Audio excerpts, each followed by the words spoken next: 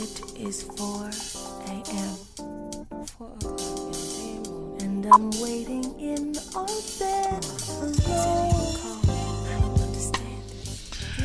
Welcome back into the second set of the show, and of course you can reach the show at the JRil Show at live.com, the JRil Show at live.com. Starting next week, I will be launching a brand new show. Actually, it will be an online radio show. KJM Jams 96.3 FM will be a smooth jam sort of thing, listening music at work. You can plug it in and listen. Of course, we'll have some visuals going on if you like that type of music. And of course, if you don't like it, don't tune in. But I look forward to doing that. I think it'll be a lot of fun. Before we get into our next topic, real quick, let's talk about something that I read online today. And this involves, guess who? Sarah Palin. I tell you, she figures out a way to get in the news, don't she?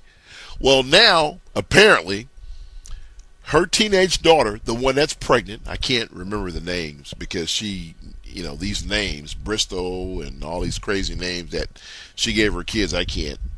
Trig and whatever. Anyway, so the one that's pregnant, the boyfriend, the guy that's supposedly, if you can see me, I'm doing my fingers quotation, supposedly the one that supposedly will marry her when I guess it becomes legal, or when she, when they graduate from school. I'm not sure when this will happen, but apparently his mom, the guy that's supposed to marry this young lady, his mom was busted on drug possession. And what I read online was that since this is not a government matter, the governor's office has no comment on the situation. You can't make this stuff up, folks. Wow. The JRil Show at live.com. So anyway, just to close out on Kaylee Anthony, it's a sad day for that family. And once again, I hope the grandparents can come to grips with the conclusion. And I hope that now they will open their eyes and realize that there's a very good possibility that their daughter killed their grandchild. And I think that justice is first for them. And I hope that, once again, they take the blinders off and really confess and tell police what they know. And go with that first sense that they had when the events first took place. Let's talk about this guy Warren.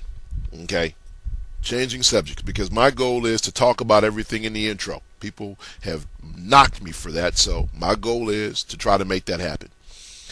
I can't understand why gay and lesbian groups are so upset. Now, I will admit, when this thing first hit, before I started recording, I did hear some very plausible arguments, on why, from a symbolic standpoint, people are upset that this guy, Rick Warren, will give the prayer at the inauguration.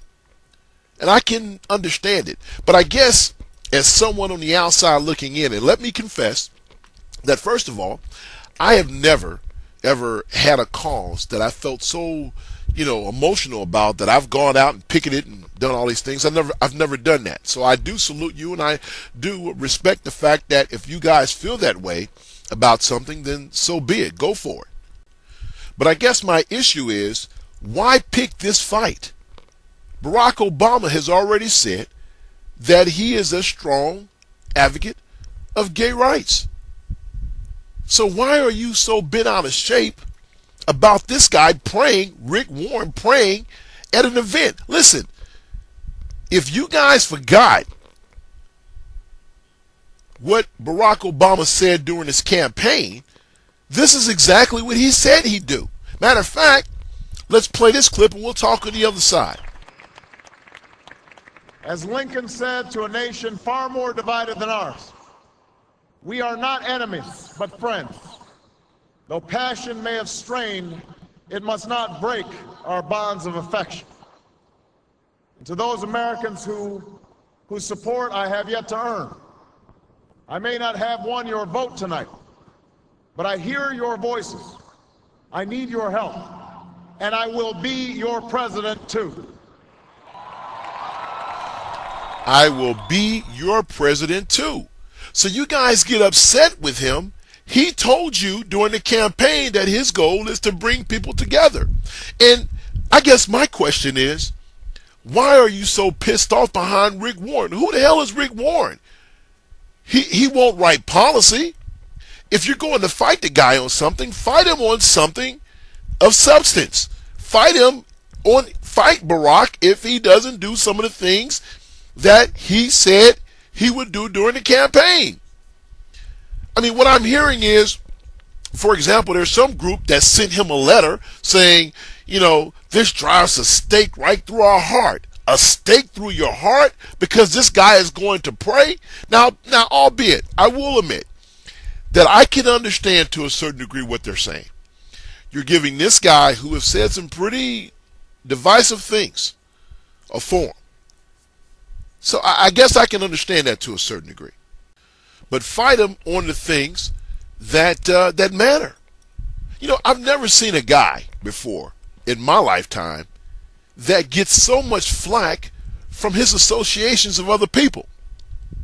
What kills me is that they get him. People are mad at him, you know, for example, with his associations with Bill Ayers.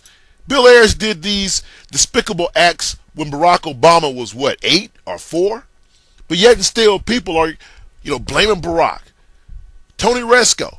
People are blaming Barack because Barack got a deal from a friend. A deal that, like I said a few shows back, you would have done the same thing. But then you're going to get upset at him for doing it. But he's done nothing wrong, but yet and still he is, you know, guilty by association. You know, this thing with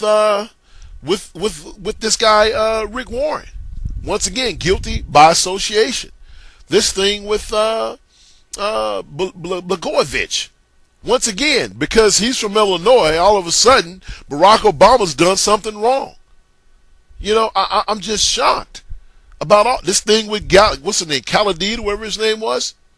Once again, no one can go back and say we have Barack Obama on tape doing things illegal. But they try to associate him with all these people. I'm just shocked. I've never seen this before in my life, the JRilShowLive.com. It's amazing. So look, to all my gay and lesbian friends, hey, listen, I don't have any problems with you. Matter of fact, when they did the Don't Ask, Don't Tell, I said, okay, whatever. I was in the military when they passed that law. But listen, I don't care. Look, what you do in your privacy of your own bedroom, the privacy of your own bedroom, excuse me, is your business. Do your thing. I don't care. But listen, I can understand why you are upset a little bit about this, but don't get to the point where you're saying things like drives a stake through our heart and we don't have a place at the table in the Obama administration and all this nonsense. That's ridiculous. Fight the fights that's worth fighting. That's all I can say to you. Drew Peterson. Who the hell in their right mind would marry this guy? This is why young women get killed. This is why they end up missing. You know what? Heed the warning signs. This guy is showing a pattern of marrying young girls and they're disappearing. His third wife. What I can't get is why can't they nab him on this? Why is this guy walking around free? He's like the white OJ. How is this guy walking around free? At least OJ was tried. This guy is just walking around free. I don't get it. With all the technology that we have, I can't understand why they can't put a case together on this guy. Maybe because he was a former police officer. Maybe he knows the tricks of the trade. Who knows? But wow, young lady, don't do it. And he's blatant with his stuff too. I mean, you can find something to put this cat in jail until you get your evidence together. Oh my goodness. A lot to talk about, a lot more in the menu. Keep it right here, the JRil Show, third set, right around the corner. We'll take your emails. We'll talk about this Blagojevich, and we'll do the JOD. Okay, the third and final set coming right at you, the JRil Show. Keep it right here.